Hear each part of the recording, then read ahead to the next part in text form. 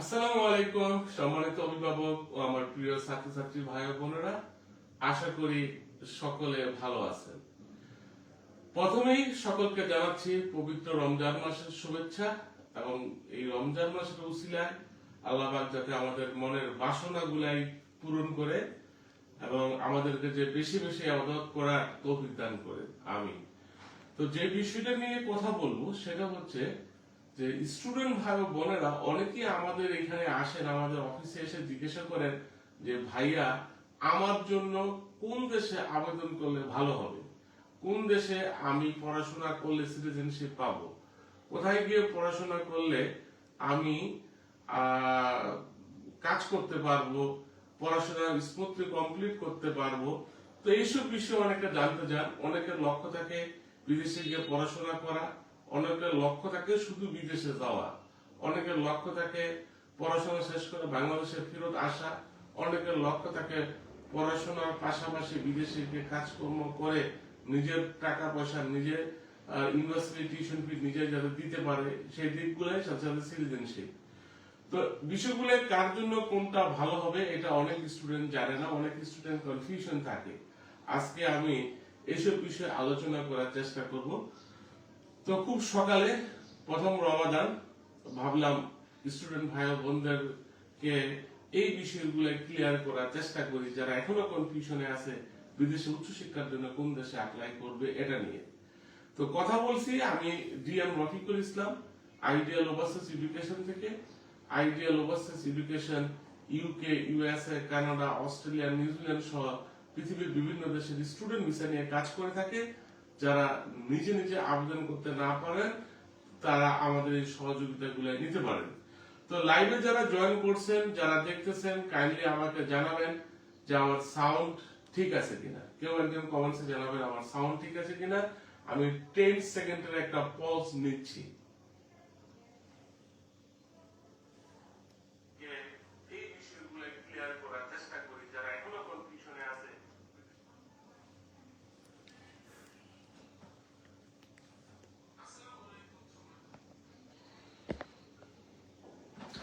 ওকে, sound ঠিক আছে।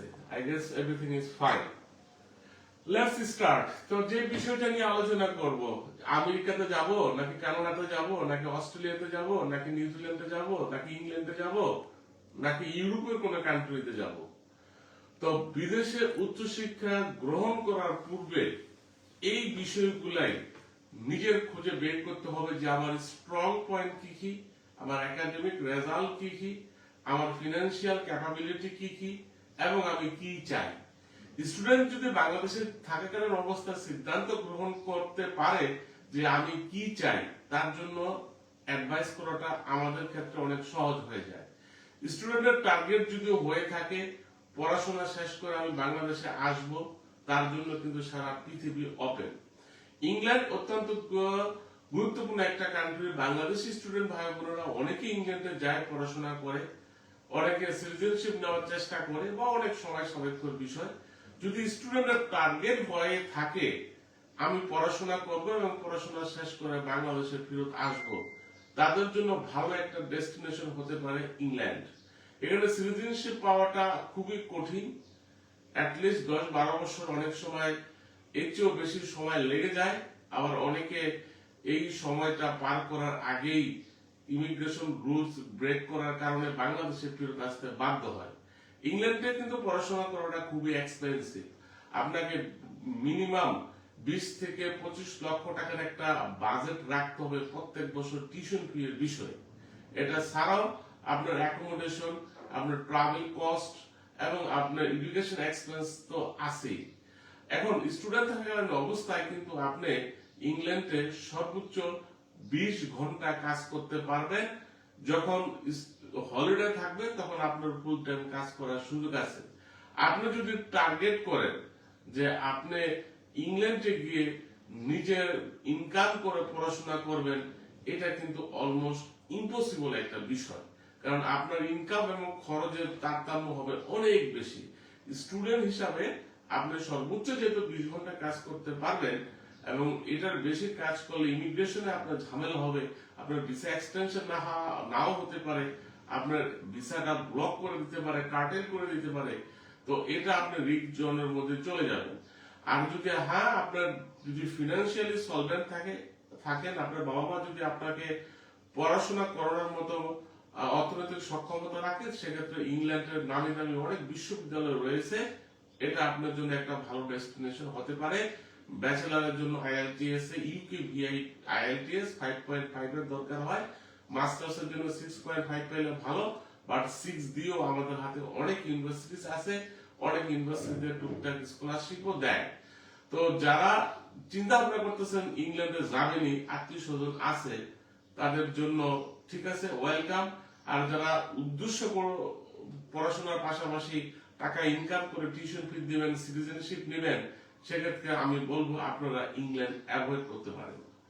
আমি কথা বলবো এখন জার্মানি নিয়ে। যে সকল স্টুডেন্ট ভাই বোনেরা বিনা পয়সায় পড়াশোনা করতে চান, যারা ওয়ার্ল্ড ক্লাস এডুকেশন দিতে চান কিন্তু কোনো পয়সা খরচ করতে চান না, যারা বাবা অর্থনৈতিক ভাবে ক্যাপাবিলিটি বা সক্ষমতা কম, তাদের জন্য জার্মান একটা ভালো কান্ট্রি। আপনারা জানেন যে জার্মানের বিশ্ববিদ্যালয়গুলোতে পড়াশোনা করতে কোনো টাকা পয়সা লাগে না। ব্যাচেলার প্রোগ্রামে অ্যাপ্লাই করতে আইএলটিএস এ 6.5 হলে ভালো হয়, বাট 6 হইলেও আমাদের হাতে অনেক ইউনিভার্সিটি আছে। আর মাস্টার্স প্রোগ্রামের জন্য 6.5 হইলেও ভালো হয়, কিন্তু কোনো ব্যান্ডে যাতে 6 এর নিচে না থাকে। জার্মান পাবলিক ইউনিভার্সিটিতে চান্স পাওয়ার জন্য জার্মান ল্যাঙ্গুয়েজের দরকার হয় না। অ্যাপয়েন্টমেন্ট একটা ইস্যু ছিল, এই ইস্যুটা এখন আর নাই। আপনার হাতে অ্যাকসেপ্টেন্স লেটার থাকলে উইথিন 3 থেকে 6 মাসের মধ্যেই আপনি ভিসার জন্য আবেদন করতে পারেন। ব্লক অ্যাকাউন্টে 12,000 নেয়ার অ্যামাউন্ট 12,000 ইউরো রাখতে হয়, যে টাকাটা আপনাকে প্রতি মাসে রিটার্ন করে দিবে। যে সকল স্টুডেন্ট ভাই বোনেরা চিন্তা ভাবনা করতেছেন বিনা পয়সায় উচ্চশিক্ষা গ্রহণ করবেন এবং পড়াশোনা শেষ করে সিটিজেনশিপ নেবেন, ওয়ার্ক পারমিটে যাবেন, যারা স্মুথলি পড়াশোনা করতে চান কোনো ধরনের কোনো ফিনান্সিয়াল বাইন্ডিং ছাড়া, তাদের জন্য জার্মান হতে পারে একটা ভালো কান্ট্রি। তো স্টুডেন্ট ভাই বোনেরা অনেকেই জানে না, তো যাদের অর্থনৈতিক সমস্যা আছে, যারা সিটিজেনশিপ চান, পড়াশোনা শেষ করে কাজকর্ম করতে চান, যারা জার্মানিতে গিয়ে বিদেশে গিয়ে সেটেল হতে চান, জার্মানের একটা সুযোগ আপনারা নিতে পারেন। আগামী সেপ্টেম্বর সেমিস্টারের অ্যাপ্লিকেশন অলরেডি স্টার্ট হয়ে গেছে। তারপরে যদি আমি কথা বলি কানাডা নিয়ে, কানাডাতে যে বিষয়টা হয়েছে যে 2021-এ 22-এ বা 23 সাল পর্যন্ত প্রচুর পরিমাণে স্টুডেন্ট কানাডাতে চলে গিয়েছিলেন, তখন করোনা মহামারী চলতেছিল, সেক্ষেত্রে ওদের একটা শর্টেজ দেখা দেয়। স্টুডেন্ট ভাই বোনদের কোয়ালিটি থাকুক বা না থাকুক, ওই সময় কিন্তু ভিসাগুলো পেয়ে গেছিলেন। তো তারপরে কানাডাতে একটা জেনারেল ইলেকশন হয়, ইলেকশন হয়ে যাওয়ার পরে আবার পূর্বের সরকারের, যেহেতু জাস্টিন ট্রুডো প্রধানমন্ত্রী থাকার অবস্থায় উনি ক্ষমতা ছেড়ে দিয়েছিলেন এবং নতুন করে সংসদ ভেঙে দিয়ে নতুন করে ইলেকশন হয়ে নতুন গভর্নমেন্ট, তার পার্টি আবার যুক্ত হয়েছে। তো ইমিগ্রেশনের যে বিষয়গুলো, সুযোগ সুবিধাগুলাই, এটা কিন্তু জাস্টিন ট্রুডোর গভর্নমেন্টই আমাদেরকে দিয়েছিলেন। তো আপনারা যারা সেপ্টেম্বর 2026 সালে কানাডাতে পড়াশোনা করতে যান, যারা মোটামুটি ভাবে 18 থেকে 20 লক্ষ টাকার একটা অ্যানুয়ালি বাজেট আছে, যারা পড়াশোনার পাশাপাশি পার্ট টাইম জব করতে চান, তাদের জন্য কিন্তু কানাডাতে একটা ভালো কান্ট্রি। কানাডার অনেক ইউনিভার্সিটি আছে যারা ফান্ডিং অফার করে, ফুল ফান্ড। আপনার যদি একাডেমিক রেজাল্ট ভালো থাকে, এক্সট্রা কারিকুলাম অ্যাক্টিভিটিস থাকে, যদি রিলেভেন্ট ওয়ার্ক এক্সপিরিয়েন্স থাকে, আইএলটিএস এর স্কোরটা যদি ভালো থাকে, আপনার যদি পাবলিকেশনস থাকে, সেক্ষেত্রে কিন্তু নামি দামি বিশ্ববিদ্যালয়গুলোতে ফান্ডিং এর জন্য অ্যাপ্লাই করতে পারেন। ফান্ডিং এর ক্ষেত্রে কিন্তু ভিসা রিজেকশন নাই। আর কানাডাতে মানে পড়াশোনা শেষ করার পরে আপনি ওয়ার্ক পারমিট পাবেন এবং পড়াশোনা শেষ করার পরে সিটিজেনশিপ পাওয়ার সুযোগ আছে। আপনার যদি উদ্দেশ্য থাকে যে আপনি জেনুইনলি গিয়ে পড়াশোনা করবেন, সেক্ষেত্রে কানাডা একটা ভালো কান্ট্রি। এখানে অন এর এভারেজে 18 থেকে 20 লক্ষ টাকা অ্যানুয়ালি একটা বাজেট রাখতে হবে এবং অ্যাকোমোডেশনের বিষয়ে আপনার মাথায় নিতে হবে। এখানে যদি যেগুলো মোস্ট ওয়ান্টেড এরিয়া, যেরকম আমি টরন্টোর কথা বলি, ব্রিটিশ কলম্বিয়ার কথা বলি, এখানে কিন্তু খুব মানুষজন যায়। তো এখানে কিন্তু এক্সপেন্সিভ অ্যাকোমোডেশনটা, আবার এট দ্য সেম টাইম এখানে কাজের সুযোগও বেশি। আপনার ক্যাশ ইন হ্যান্ডে জব করার সুযোগ আছে, সেক্ষেত্রে হয়তো বা ইমিগ্রেশন কোনো ঝামেলা করবে না, কিন্তু নীতিগত ভাবে এটা উচিত কিনা আমি জানি না, কিন্তু অনেক বাঙালি স্টুডেন্ট ভিসায় গিয়ে ক্যাশ ইন হ্যান্ডে জব করে, যেহেতু ওখানে স্টুডেন্টদের কাজের বিষয়ে একটা বাইন্ডিংস আছে। তো এখানে কানাডাতে গিয়ে যদি চিন্তা ভাবনা করেন পড়াশোনা করবেন না, পলিটিক্যাল অ্যাসাইলাম মারবেন, সেক্ষেত্রে আপনার এই মুহূর্তে কানাডাতে অ্যাপ্লাই করার দরকার নাই। এখন তারা জেনুইন স্টুডেন্ট খোঁজে, এবং কানাডার বেলায় কিন্তু ব্যাংক স্টেটমেন্ট মিনিমাম 50 থেকে 60 লক্ষ টাকা আপনার স্পন্সরের অ্যাকাউন্টে দেখাতে হবে। তাই যারা কানাডাতে চিন্তা ভাবনা করতেছেন গিয়ে পড়াশোনা করবেন, তারা ব্যাংক স্টেটমেন্টের বিষয়টা খেয়াল রাখবেন। মিনিমাম 50 থেকে 60 লক্ষ টাকা, মিনিমাম 6 মাসের টাকাটা আপনার অ্যাকাউন্টে থাকতে হবে। At the same time tuition fee university গুলোতে 18 থেকে 20 লক্ষ টাকার নিচে ইউনিভার্সিটি খুব কম পাবেন, আর কলেজ গুলোতে যদি যান আরেকটু কম, 14-15 লক্ষ টাকার মধ্যে হয়ে যেতে পারে। আর অ্যাপ্লিকেশন গুলো অলরেডি স্টার্ট। আপনার যদি চিন্তা ভাবনা করেন এখনই আবেদন করতে পারেন। IELTS এ ব্যাচেলরের জন্য 6 হইলে ভালো হয়, নট লেস দেন 5.5 লিখবেন। আর মাস্টার্স এর জন্য অবশ্যই 6.5, নট লেস দেন 6। এই বিষয়গুলো যদি থাকে আপনি কানাডাতে পড়াশোনার জন্য চিন্তা ভাবনা করতে পারেন। আমি যদি অস্ট্রেলিয়া নিয়ে কথা বলি, অস্ট্রেলিয়াতে কিন্তু এখন রিজেকশন হচ্ছে। অস্ট্রেলিয়াতে পড়াশোনা করতে গেলে আপনার মিনিমাম 20 থেকে 25 লক্ষ টাকার একটা বাজেট পার অ্যানুয়ালি রাখতেই হবে, এবং এখানে ব্যাংক স্টেটমেন্ট 60 লক্ষ টাকার মতো দেখাতে হবে। টিউশন ফিটা কিন্তু অ্যাডভান্স পেমেন্ট করে দিতে হবে। কানাডাতেও কিন্তু টিউশন ফি অ্যাডভান্স এখন পেমেন্ট করে দিতে হবে। তো অস্ট্রেলিয়াতে যে বিষয়টা ছিল, কিছুদিন আগেও বাংলাদেশিদের অহরহ ভিসা দিচ্ছিল, আমরা অ্যাসেসমেন্ট লেভেল 3 তে ছিলাম, আমাদের রিস্ক ফ্যাক্টরটা খুবই কম ছিল। তো এখন কিন্তু আবার বাংলাদেশকে অ্যাসেসমেন্ট লেভেল 1 এর থেকে নামিয়ে 3 এ নিয়ে গেছে। সেক্ষেত্রে কিন্তু আপনার ডকুমেন্টেশনের বিষয়ে খেয়াল থাকতে হবে। আপনাকে ব্যাংক স্টেটমেন্ট দিলেই হবে না, এট দ্য সেম টাইম আপনাকে ব্যাংকে যে টাকাটা আপনার আছে এই টাকাটার সোর্স অফ ইনকাম কি, কোথা থেকে পেয়েছেন, আপনার trade licence, certificate, tax return, এই ডকুমেন্টেশন 100% জেনুইন দিতে হবে। অস্ট্রেলিয়াতে অ্যাডভান্স টিউশন ফি যেহেতু দিতে হয় এবং ভিসার রিজেকশন যেহেতু আছে, এই বিষয়গুলো আপনারা বিবেচনা রেখেই চিন্তা ভাবনা করবেন। এবং অস্ট্রেলিয়াতে কিন্তু সিটিজেনশিপ পাওয়াটাও কঠিন। আপনার যদি রিলেভেন্ট ওয়ার্ক এক্সপিরিয়েন্স না থাকে, রিলেভেন্ট সাবজেক্ট না থাকে, সেক্ষেত্রে সিটিজেনশিপ পেতে কিন্তু আপনার অনেক সময় লাগবে, এবং এটা একটা লম্বা প্রসেস। তো টাকা পয়সা যারা ফিনান্সিয়ালি সলভেন্ট, যার বাবা 60 লক্ষ টাকা ব্যাংক স্টেটমেন্ট দেখাতে পারবে, যাদের বাংলাদেশের অর্থনৈতিক সাপোর্ট ছাড়াও অস্ট্রেলিয়াতে চলার মতো ক্ষমতা আছে, তারা চাইলে অস্ট্রেলিয়াতে অ্যাপ্লাই করতে পারেন। আমি যদি নিউজিল্যান্ড নিয়ে কথা বলি, নিউজিল্যান্ডে কিন্তু ভিসা অ্যাপ্রুভ হওয়ার পরেই আপনাকে টিউশন ফি দিতে হবে। এটা কিন্তু একটা মেন্টালি রিলিফ। যখন এম্বাসি আপনার ভিসা অ্যাপ্রুভ করবে, তখন বলবে যে আমি তোমার ভিসা অ্যাপ্রুভ করেছি শর্ত সাপেক্ষে, সেই শর্তটা কি, তুমি তোমার টিউশন ফি জমা দাও। তো এই ক্ষেত্রে আপনি কিন্তু ভিসা কনফার্ম জেনেই টিউশন ফি জমা দিচ্ছেন। সেক্ষেত্রে রিজেকশন হয়ে গেলে আপনার টিউশন ফিটা রিটার্ন নিয়ে আসার যে একটা ঝামেলা এবং অর্থনৈতিক ভাবে আপনি ক্ষতিগ্রস্ত হওয়া, এটা কিন্তু এক্ষেত্রে হওয়ার প্রয়োজন নাই। নিউজিল্যান্ডের অনেকগুলো ইউনিভার্সিটি আছে, ইনস্টিটিউট আছে, ডিপ্লোমা প্রোগ্রামে অনেকে যায়, কেউ মেইন প্রোগ্রামে যায়। এই মুহূর্তে নিউজিল্যান্ডের ভিসার রেশিওটা খুব ভালো।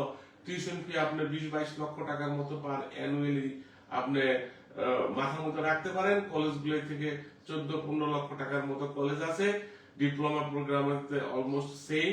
আপনার IELTS এ ব্যাচেলর প্রোগ্রামে মিনিমাম 6 পেতে হবে, মাস্টার্স প্রোগ্রামে অবশ্যই 6.5। বাবার ব্যাংক স্টেটমেন্টে 50 থেকে 60 লক্ষ টাকা দেখালে ভালো হয়। আসলে ব্যাংক স্টেটমেন্টে নির্দিষ্ট কোনো নিয়ম নাই। এখানে সিস্টেমটা হচ্ছে এরকম, আপনার অ্যাকোমোডেশন এবং টিউশন ফি এই দুইটা খরচ একত্র করে যে টাকাটা হবে, সেটা সমকক্ষ বা তার চেয়ে বেশি পরিমাণের টাকা আপনার ব্যাংকে দেখাতে হবে।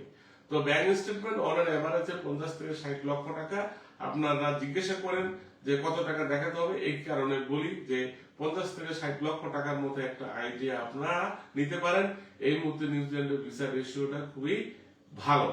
আমি যদি সর্বশেষ আমেরিকা নিয়ে কথা বলি, আমেরিকাতে কিন্তু কোনো অ্যাডভান্স টিউশন ফি জমা দিতে হয় না। আপনার ইউনিভার্সিটি অ্যাপ্লিকেশন ফিস দিয়ে কিন্তু আপনি আমেরিকাতে এম্বাসি ফেস করতে পারেন। আমেরিকাতে লাস্ট 2-3 বছরের ভিসা রেজেকশন খুবই খারাপ ছিল। আগামী যে একটা সেমিস্টার আসতেছে সেপ্টেম্বর 2026, আমরা প্রেডিকশন করতেছি আমেরিকার ভিসার রেশিওটা ভালো হবে। কেননা বিভিন্ন ধরনের ভয়ভীতির কারণে স্টুডেন্টের সংখ্যা কমে গেছে। স্টুডেন্টরা মনে করছে ডোনাল্ড ট্রাম্প প্রশাসন আমেরিকাতে আর ভিসাই দিবে না। কিন্তু এখানে একটা পজিটিভ দিক আছে, সেটা হচ্ছে আমেরিকাতে যারা অবৈধ ছিলেন, যারা স্টুডেন্ট ভিসার নাম করে পড়াশোনা করেন নাই, তাদেরকে ধরে ধরে পাঠিয়ে দিচ্ছে। যারা বিভিন্ন ধরনের ক্রাইমের সাথে সংযুক্ত, স্টুডেন্ট ভিসার নাম করে আমেরিকাতে গিয়ে কাজকর্ম করতেন, তাদেরকে কিন্তু ধরিয়ে পাঠিয়ে দিচ্ছে। এতে করে নতুনদের জন্য স্পেস খালি হচ্ছে। At the same time Bangladesh সহ পৃথিবীর বিভিন্ন দেশের থেকে স্টুডেন্ট ভিসার সংখ্যা কমিয়ে দিয়েছিল।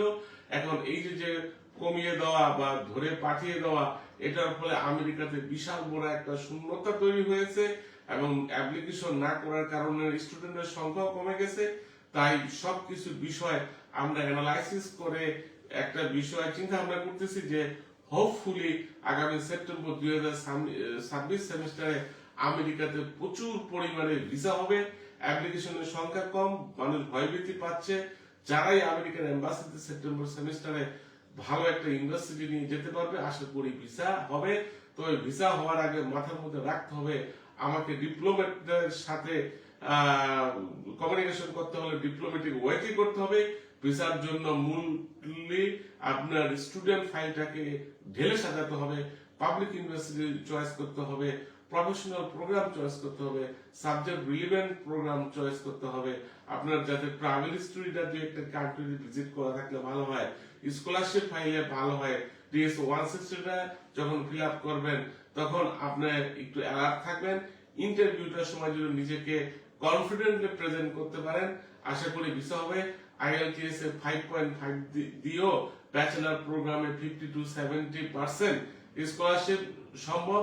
ইভেন আমাদের হাতে অনেক ইউনিভার্সিটি আছে, যে সকল ইউনিভার্সিটি IELTS এ 5 দিয়েই আপনি চান্স পেতে পারেন। ন্যাশনাল ইউনিভার্সিটি স্টুডেন্ট যারা আছেন, যাদের মিডিয়াম অফ ইনস্ট্রাকশনের সার্টিফিকেট আছে, যারা বিভিন্ন প্রাইভেট বা পাবলিক ইউনিভার্সিটি স্টুডেন্ট যাদের মিডিয়াম অফ ইনস্ট্রাকশন বা MOI সার্টিফিকেট আছে, তারা কিন্তু without IELTS a public funded government research ইউনিভার্সিটিতে চান্স পেতে পারেন। ইভেন কপাল ভালো থাকলে স্কলারশিপও চলে আসতে পারে।